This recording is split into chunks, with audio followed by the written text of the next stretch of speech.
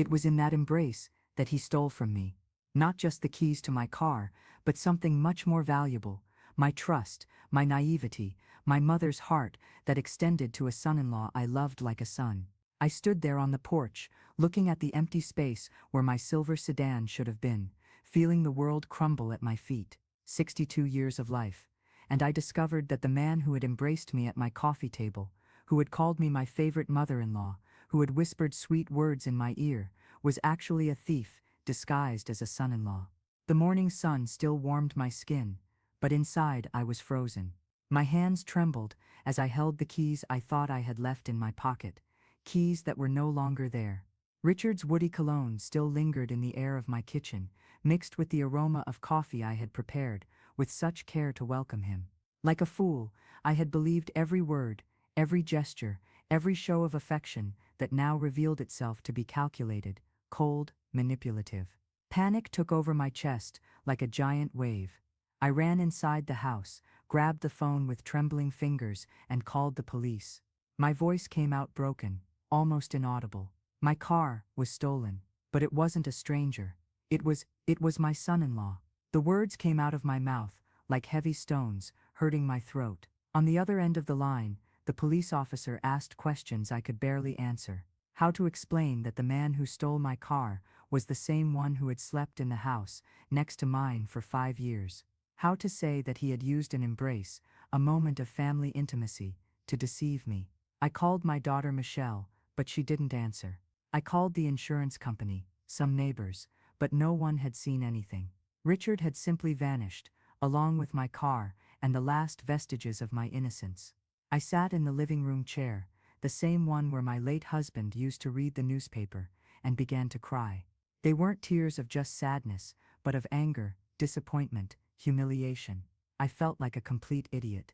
But to understand how I got there, I need to go back to the beginning, to that day 5 years ago when Michelle came home with a different smile on her face and said, "Mom, there's someone I want you to meet."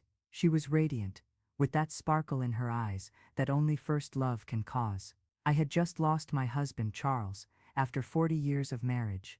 The house was too quiet, my life too empty, and seeing my daughter happy was like a ray of sunshine entering through the window of a dark room. Richard arrived the following week, bringing flowers and a smile that lit up any room. Tall, light eyes, well-groomed hair, a soft voice that spoke beautiful words. He called me Mrs. Helen, with a respect I hadn't heard in a long time, held my hands delicately, and said it was an honor to meet the mother of such a special woman as Michelle.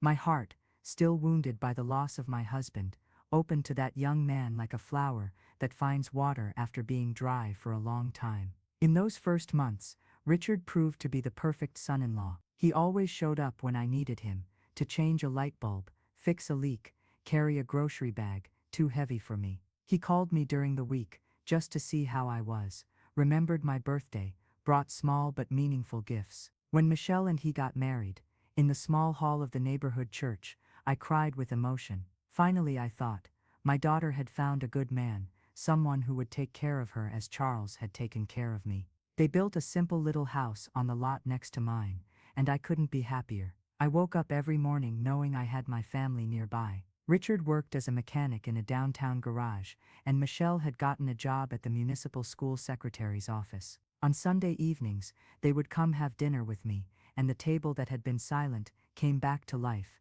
with laughter and conversations. It was during these dinners that I began to notice small, strange things about Richard. He always had stories to tell, about difficult clients, about deals that almost worked out, about opportunities that had escaped by little. His hands were restless, his eyes sometimes looked away when he talked about work, but I attributed all this to the natural nervousness of a son-in-law wanting to impress his mother-in-law. How foolish I was. The first time he asked me for money was 2 years ago. He came to my house with a worried face, saying he had had an emergency at work, that he needed to buy an expensive part to fix an important client's car, and that payment would only come the following week. It was only $200, an amount I had saved for emergencies. I gave the money, without hesitation, happy to be able to help. "You're an angel, Mrs. Helen," he said, giving me one of those warm hugs that I now knew were part of his strategy. The money was never returned.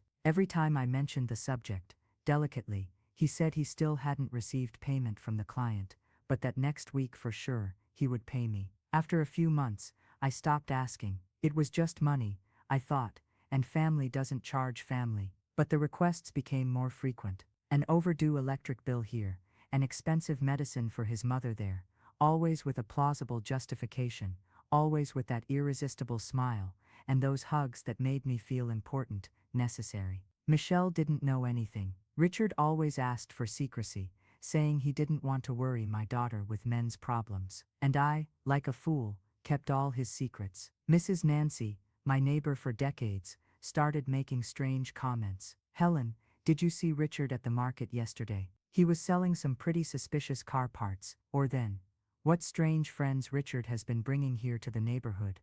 Huh. I always defended my son-in-law, saying Nancy was seeing things where they didn't exist, that she had always been a bit of a gossip anyway. How I regret not paying attention to those warnings. Mr. Anthony, who lived 3 houses up from mine, also made comments. Helen, that Richard of yours has a kind of strange way about him.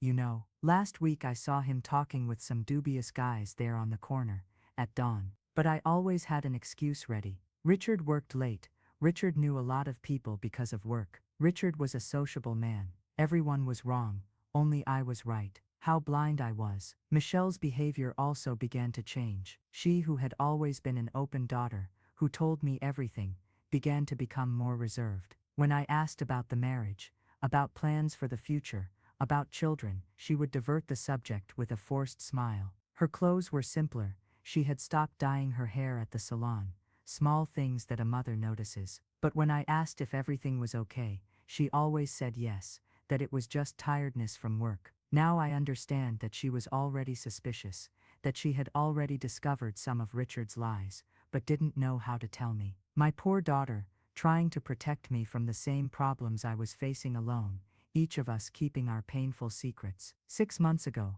things got even stranger. Richard started showing up at home, at unusual hours, noon on a Tuesday, 8 in the morning on a Saturday, always with some excuse, about unexpected days off, or external services. He looked at my car with different attention, asked questions about maintenance, about documentation, about insurance. What a well-maintained car you have, Mrs. Helen. I bet it's worth a good amount. At the time, I interpreted them as innocent compliments. Today, I see they were evaluations of a predator, studying its prey. And if you're following this story, if you're identifying with similar situations you might have experienced, leave your reaction in the comments and subscribe to the channel to receive more stories like this. Unfortunately, stories of family manipulation are more common than we'd like to admit. My silver sedan wasn't just a car to me. It was the symbol of an achievement, of years of hard work and saving. After Charles died, I had used part of his life insurance money to buy that car,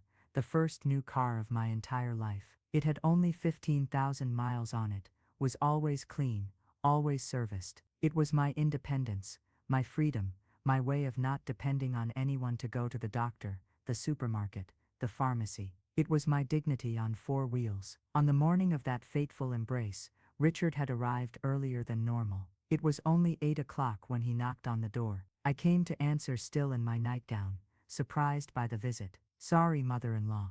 I know it's early, but I was passing by nearby and thought of having coffee with you. He was different, more agitated, more anxious, his eyes shining in a strange way. But I, always hospitable, invited him in. I prepared the best coffee I knew how to make, put homemade cookies on the plate, set the kitchen table with the lace tablecloth my mother had made. Richard praised everything, the coffee, the cookies, the house, my dress. You're amazing, Mrs. Helen. I don't know what Michelle and I would do without you. The words were honey to my ears, a balm for the loneliness I had felt since Charles had left. During the conversation, he talked about how special I was, how I had been an exemplary mother to Michelle, how lucky he felt to have a mother-in-law like me. You know, I lost my mother very early, right? So you're like a mother to me too. My eyes filled with tears of emotion. Since my husband's death, I felt useless, unnecessary, a leftover in a house too big for one person. Hearing that I was important to someone made me feel alive again. But while he spoke those sweet words, His restless eyes scanned the kitchen, studied the table, observed where I had left my purse. Now I realized that every compliment, every show of affection, was part of a carefully rehearsed script. He knew exactly which keys to press in my lonely heart. When he said he needed to go, he got up and came to give me that hug. But it wasn't a common hug. It was long, tight, enveloping. He held me tightly, whispered in my ear, "You're very special to me, Mrs. Helen. Very special indeed." His hands completely enveloped me, one of them discreetly passing through the region of my pocket. I was so emotional, so taken by the feeling of being loved and valued, that I didn't even notice when he removed the keys to my car. After he left, I stayed a few minutes in the kitchen, smiling alone, remembering the kind words I had heard. I felt important, useful, loved. What cruel irony! Just when I felt most cherished, I was being most deceived. It was only an hour later, when I went to get some bread I had left cooling in the car, that I discovered the theft. The empty space in front of my house hit me like a punch in the stomach. Where was my car? I was sure I had parked it there the night before. I looked for the keys in my purse, in my pockets, in all possible places. It was then that the terrible reality began to form in my mind. The hug, his hands passing through my pocket, the nervousness disguised as affection, the restless eyes, everything fit into a devastating revelation. My own son-in-law had robbed me. I spent the entire day trying to contact Richard, but his cell phone was out of area. I called the garage where he supposedly worked, but they informed me that Richard had been fired 2 months ago for excessive absences. Information that hit me like lightning. For 2 months he had been unemployed, but continued leaving home every day saying he was going to work.